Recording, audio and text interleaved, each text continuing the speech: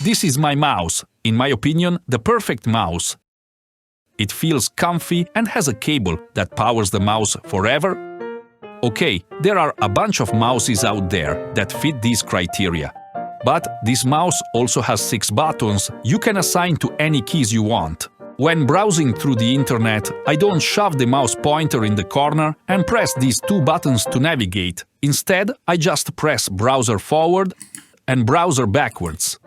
The 2 buttons on the left are very important when writing a paper or doing some homework.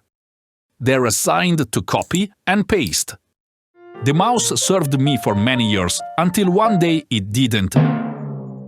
The left button randomly double-clicked, even though I single-clicked.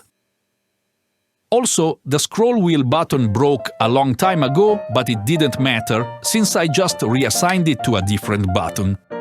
Because I really liked the mouse, I just wanted to buy it again. Okay, maybe somewhere else?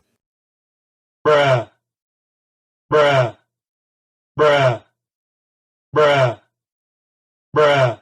I also went on eBay to see if there are any used mouses, but I didn't really like the idea of getting a mouse that someone else has already used for a few years, especially for $50. Since the mouse was already broken, it had 0 value, so I thought it might be interesting to unscrew the mouse and have a look at its inside life. For this I needed some shot glasses, obviously to make sure I don't lose the screws or mix them up. Also, I added a little note with the screw's location to each glass. Ta-da! The inside life of the mouse! You can see the scroll wheel and these black plastic boxes. They have buttons on top that get pushed when you do a left or a right click. When I googled the number printed on it, I realized that every mouse uses these boxed, shaped buttons. Yellow mouses, your average gaming mouse, office Bluetooth mouses, ergonomic mouses. Even the spacey-looking ultra-thin Apple Magic Mouse has a simple boxed-shaped button inside. They are called mouse switches, and they come in all different colors from a bunch of different manufacturers, but they almost all have the same dimensions. A few YouTube tutorials later, I felt confident enough to give repairing a try. Also, the switches only cost a few cents. After buying new ones, I also bought a new switch for the scroll wheel, which is located right here. Then I unscrewed the circuit board, placed the screws in a shot glass, removed the LED light, lifted the circuit board and unplugged it. Now I could remove the scroll wheel and get a better view at its broken switch.